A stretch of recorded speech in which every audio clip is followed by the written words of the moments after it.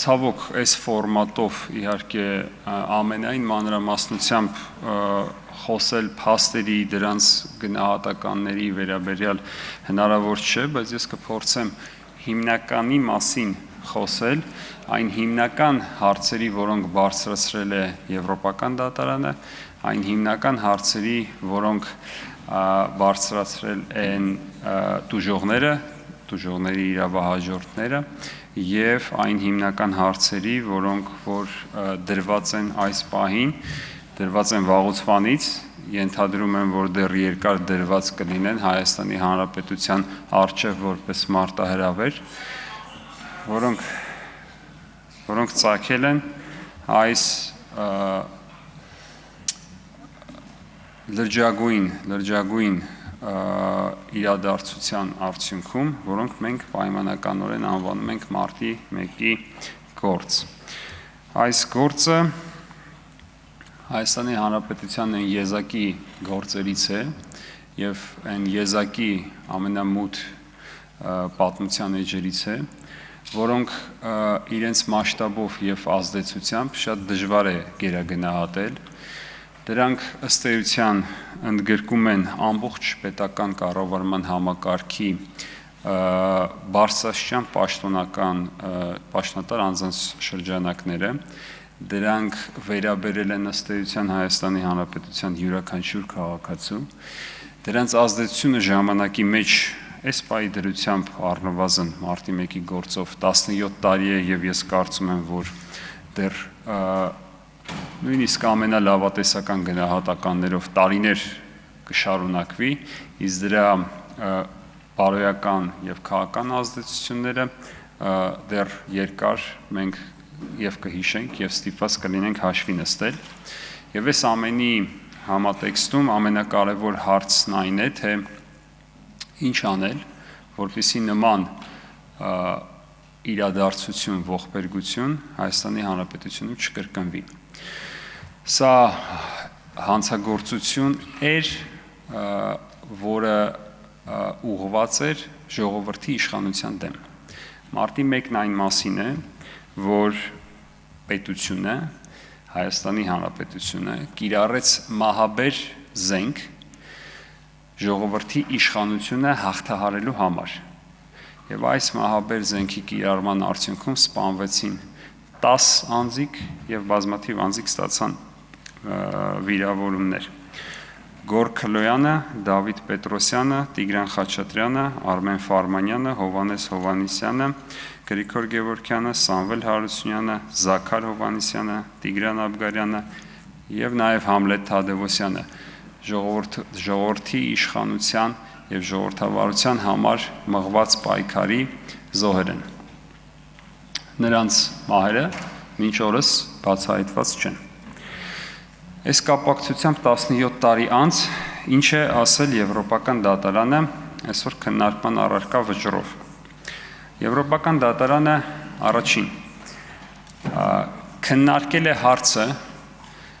այն համատեքստում եւ այն եզրերով, որոնցով Հայաստանի Հանրապետությունը եւ ինչպես նաեւ իրավապահ մարմինների նախաքննության, դատախազության ներկայացուցիչները այստեղ խոստովանեցին Հայաստանի Հանրապետությունում չէր քննարկվել։ Այն համակարգայնությամբ, որով որ գնահատել է գործը Եվրոպական դատարանը, մենք չունենք բավարար անդրադարձ։ Եվ դրա մասին մենք լսեցինք, որ այո, հիմա սկսում է այլ մոտեցում այդ գործերի որակման կապակցությամբ եւ այլն։ Սա ցավալի փաստ է։ Սա ցավալի փաստ է, որ 17 տարվա ընթացքում մենք չենք կարողացել գեներացնել այս միտքը քրեաիրավական քաղաքականության այս ոլորտում այս միտքը եւ մենք փաստորեն դրան կարողանում ենք անդրադառնալ միայն Եվրոպական դատարանի վճռից հետո։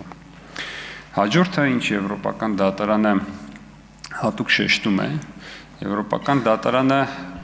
ճանաչում է Հայաստանի Հանրապետության կողմից թույլ տրված խախտում որպես պայմանավորվող կողմ։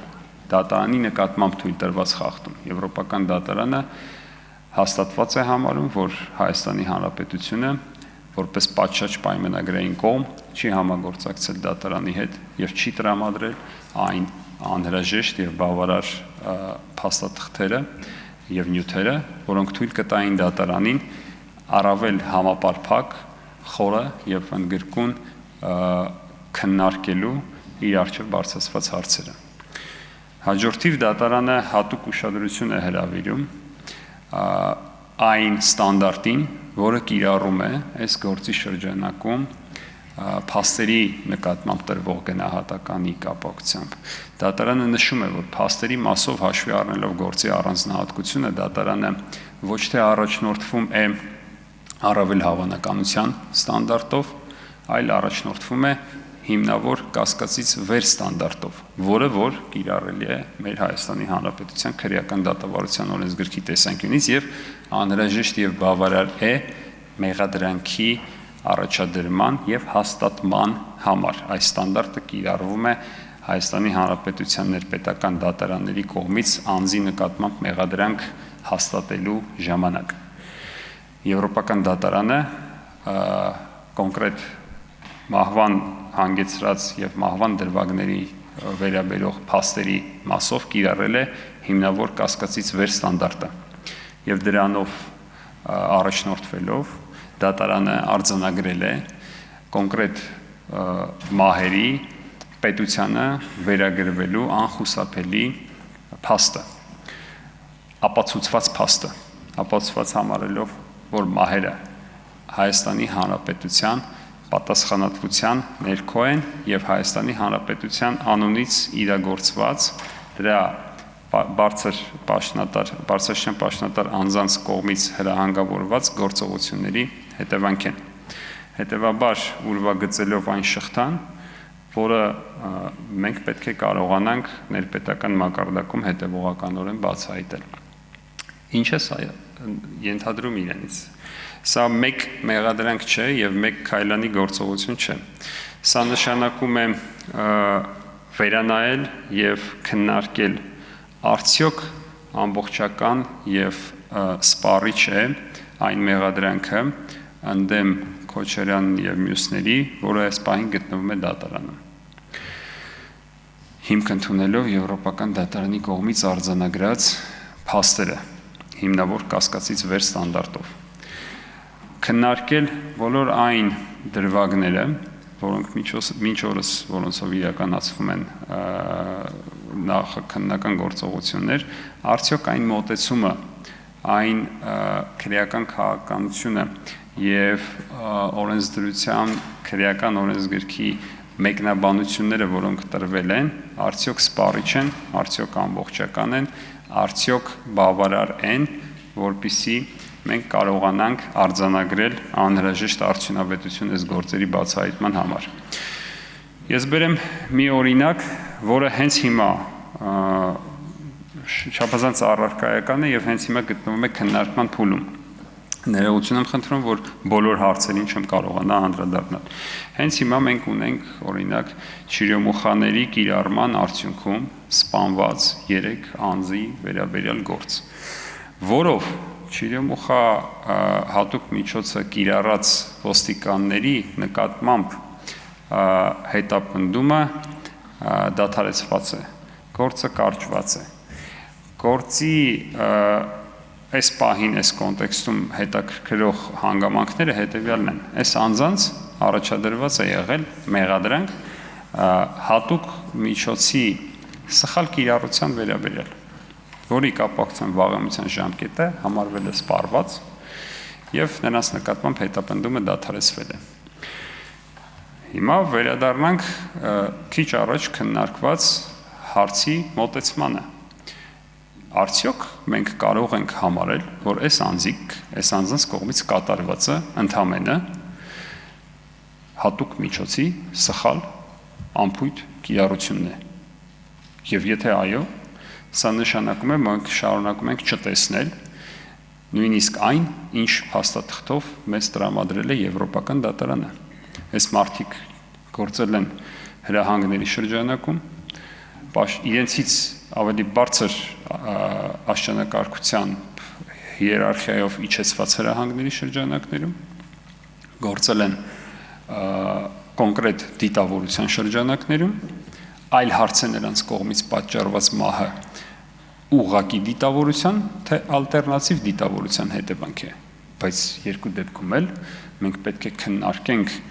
իրադարձությունները, գործողությունները եւ դրանց հետևանքները մեկ ամբողջական կոնտեքստում, համատեքստում եւ հասկանանք այստեղ պատասխանատվության կապակցությամբ մենք adekvat ընկալում ունենք եւ նրանց վարքագծի ու արարքների նկատմամբ գնահատականը արդյոք adekvat է եւ այսօր արդեն արդյոք համապատասխանում է եվրոպական դատանի կողմից արձանագրված հիմնավոր կասկածից վեր ստանդարտով փաստերին մենք գտնում ենք որ ոչ այս եւ բազմաթիվ այլ հարցերի վերաբերյալ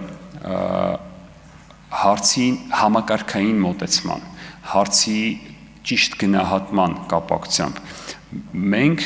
դժոխ կողմը բազմիցս բարձրաձայնել ենք եւ բոլոր այն առիթներով երբ հնարավորություն ենք ունեցել առավել սերտ համագործակցել ինչպես նախաքննություն իրականացնող այնպես էլ մեղադրանքը պաշտպանող մարմինների հետ մենք դրանք արդյունավետորեն քննարկման առարկա ենք դարձրել բայց որպեսզի հասկանալի լինի թե սրա ծավալն ինչպիսին է ես բերեմ հետևյալ փաստերը 2008 թվականից մինչև 2018 թվականը տուժողների իրավահաջորդների տուժողներս նոր կարգավորումների իմաստով եւ վարույթ իրականացնող մարմնի միջև հաղորդակցությունը եղել է այսինքն չի եղել է 0 2018 թվականին ժողովրդի իշխանության վերականգնման արդյունքում այս հաղորդակցությունը սկսվել է այն տևել է մի քանի ամիս եղել է մեր գնահատմամբ բավարարող արդյունավետության բայց կարող էր լինել առավել արդյունավետ այնուհետև նորից ընդհատվել է այս համագործակցության եւ նախաքննության շրջանակում ջանքի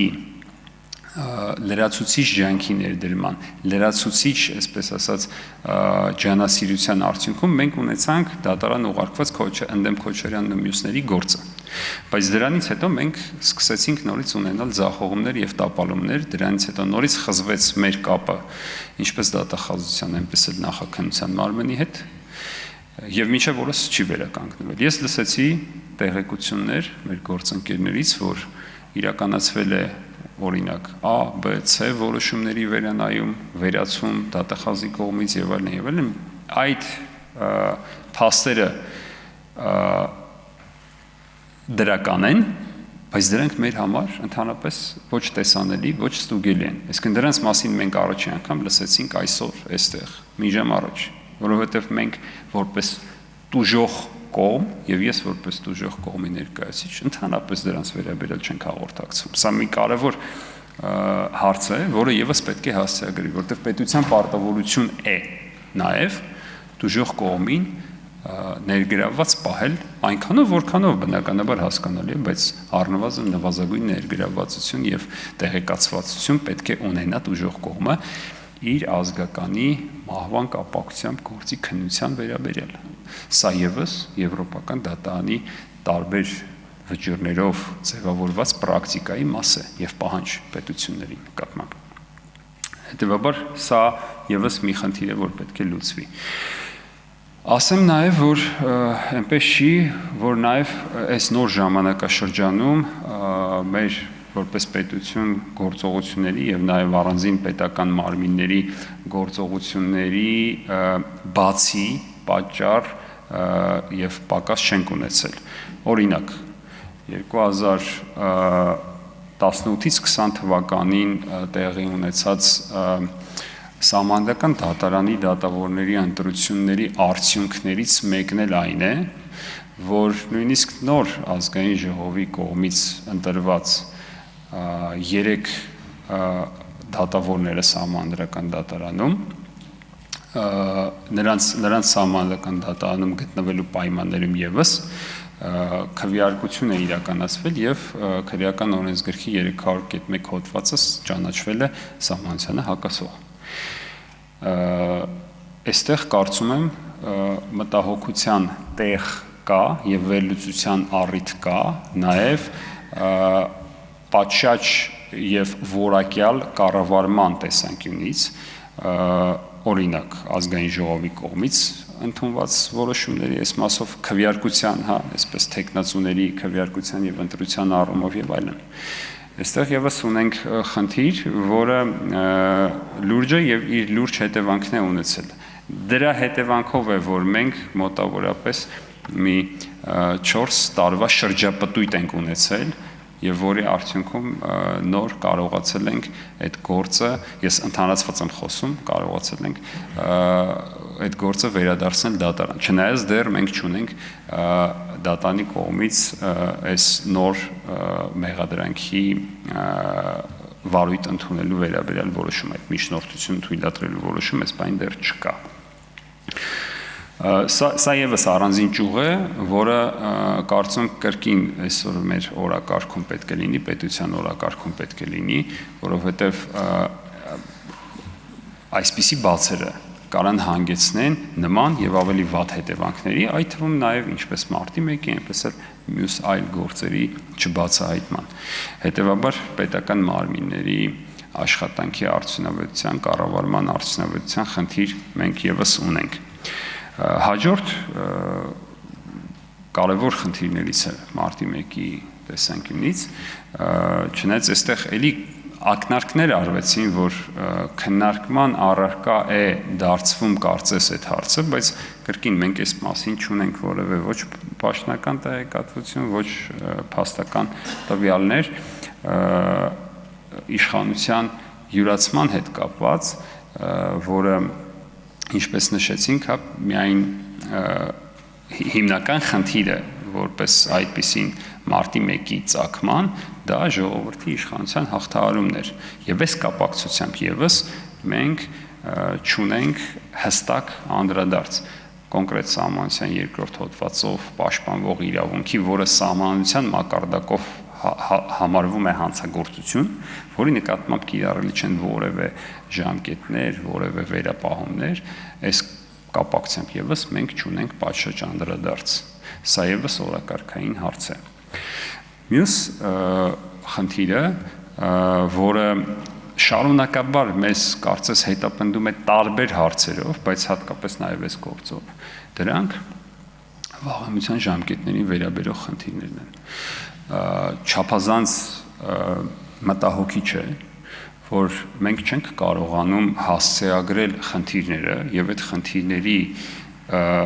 ամբողջական, այսպես ասած, խնդիրներին ամբողջական մոտեցումները իրավունքի եւ օրենսդրական տարբեր ճյուղերի առումով, որպիսի արդյունավետ դարձնենք պայքարն այդ ուղղությամբ։ Այսինքն անլուրջ է սեփական այգում, երբ բոլոր առարկաները դու ինքնուրույն քաղաքական որոշումներով եւ իրավական որոշումներով պետք է կարգաբերես, անընդհատ սոտ տալ եւ ընկնել նույն այսպես փոսը կամ նույն բահի վրա։ Եթե մենք տեսնում ենք, որ ընդհանցակարգային առումով ունենք պարզ ընդհանցակարգային խոչընդոտներ, մենք պետք է կարողություն ունենանք այդ ընդհանցակարգային խոչընդոտները վերացնելու, բայց մենք դրանք վերացնելու փոխարեն գալիս ենք եւ ինչ-որ կետում հայտարարում ենք, որ այսինչ բանը չստացվեց, որտեվ սրա վաղեմության ժամկետը ավարտվեց, այսինչ բանն էլ չստացվեց, որովհետեւ սրա նկատմամբ ոնց որ այլ մոտեցում ունեինք ու այդ մոտեցումը չստացվելու մասին էր։ Սրանք այս երկրորդ խնդրի մասին էլ առանձին կասեմ։ Այսինքն սրանք բարձրանակ հարցեր են, որոնք մենք պետք է կարողանանք կառավարել եւ կարգավորել, առավել եւս որ այդ վաղեմության հարցի հետ կապված, ընդհանցակարգային հարցի հետ կապված։ Եվրոպական դատարանն էլի ունի վճիռներ եւ ունի հենց Հայաստանին վերաբերող վճիռ եւս, որով դատարանը պայմանական ասած թույլատրելի է համարել այդպիսի ժամկետների ընդհանցակարգային վերանայումը եւ դրանք չեն հանգեցնում կոնվենցիայի խախտման պետության կողմից, բայց մենք դեռ շարունակում ենք այս խնդիրն ունենալ։ Ինչ վերաբերում է մոտեցման, եւ որակման, գնահատման հարցին։ Մենք ունենք լրջագույն խնդիր Հայաստանի Հանրապետությունում կոնկրետ մի տեսակի իշխանություն, որը կարծես անկախ է ինչպես գործադիր իշխանությունից, այնպես էլ օրենսդիր իշխանությունից եւ որևէ կերպ կանխատեսելի եւ որոշակի կարծես թե չի։ Դա Հայաստանի Հանրապետությունում քրեական քաղաքականության հարցն է։ Ով է որոշում Հայաստանի Հանրապետությունում քրեական քաղաքականությունը։ Քրեական քաղաքականությունը ունի տարբեր մակարդակներ։ Դա միայն օրենսդրական մակարդակում չի, որ որոշվում է։ Որտեղ օրենսդրական մակարդակում քաղաքականության որոշումից հետո այդ օրենսդրության կիրառության դաշտն այնքան լայն է, որ ըստ էության կարա իրար տրամագծորեն հակասող կարծիքների հանգեցնի։ Ինչպես օրինակ հետևյալ դեպքում։ Տեսեք, մենք ինչից ենք խոսում։ Մենք խոսում ենք,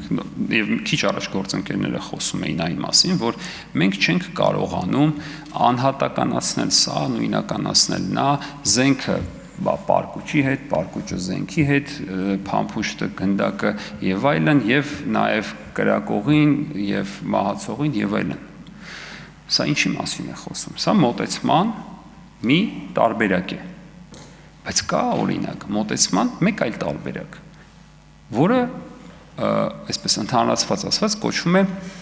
միասնական դիտավորություն, որտեղ այստեղ ոնց որ մեծ շփոթ կա, որտեղ երբ մենք փորձում ենք սրա մասին խոսել, մեր գործընկերները փորձում են հակադարձել, որ դե մենք տենց անորոշ մեղադրանքներ չենք կարող առաջադրել, բայց խոսքը անորոշ մեղադրանքների մասին չէ։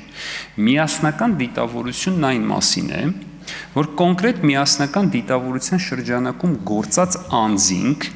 միգուցե եւ նրանց բոլոր գործողությունները կամ գործողությունների բոլոր դետալները եւ հնարավոր չի հաստատել կամ առանձին դիտարկել, բայց միասնական դիտավորության շրջանակում նրանց գործողությունների եւ անգործությունների ամբողջությունը հանգեցրել է նրանց դիտավորության իրագործմանը։ Հիմա հաջորդ կարևոր հարցը Հայաստանի Հանրապետության պատմության ընթացքում, այդ թվում նաև այսօր մենք ունենք սեղանին դրված մեղադրանքներ, որտեղ տարբեր արարքների, տարբեր մարդկանց արարքների կապակցությամբ նախաքննության մարմինը եւ դատախազությունը կարողացել է որակել դրանք որպես միասնական դիտավորությամբ կատարված առանց առավել մանրակրկիտ դետալացման եւ հստակեցման ամեն մեկի կատարած գործողությունները։ Ինչ որ մակարդակով, որը կբավարարի այդ մեղադրանքին առաջադրվող ստանդարտներին։ Հիմա հարցս հետեւյալն է. իսկ ինչն է խանգարում այդ մոտեցումը բոլոր հավասար պայմաններում կիրառելի դարձնել նաեւ այլ քրեական գործերով, այս դեպքում այս քրեական գործով, մարտի 1-ի քրեական գործով։ Եթե մենք չենք կարողանում հասկանալ Չերեմուխայի կիրառության օրինակ, Չերեմուխայի կիրառության հետևանքով, որ մի այսպես գնդակն է կրակվել եւ ով է կոնկրետ մահացել, բայց մենք գիտենք, որ ունենք X թվով Չերեմուխաներ, Y թվով դրանք կիրառողներ, ինչ որ ծավալով, եւ ունենք A, B, C, D անձանց ովքեր մահացել են դրա արդյունքում, եւ ունենք ցուցմունքներ, որոնցով պարզվում է, որ այս մարդիկ միասնական դիտավորության շրջանակում իրենց հրամանատարական ամբողջ հիերարխիայով հերթականությամբ իջեցված հրահանգներով իրականացրել են գործողություններ։ Մենք ունենք 20 վայրկյան եթե կարելի է։ Մենք ըստ էության ունենք բոլոր հարցերի պատասխանները, դրանք ուղղակի անհրաժեշտ է իրավաբանական ձևակերպման ենթարկել եւ այսպես իրավական գնահատականի տեսքով ամփոփել մեղադրանքի շրջանակներում, բայց սա տարօրինակաբար չի արվում եւ ես միգուցե նաեւ խորհուրդ տամ, որ այդ տարբեր քննչական խմբեր, որոնք կարողանում են այս դիտարկումներն անել, խոսեն իրար հետ, որպեսզի նաեւ այս քննչական խմբերը կարողանան այդ դիտարկումներն անել։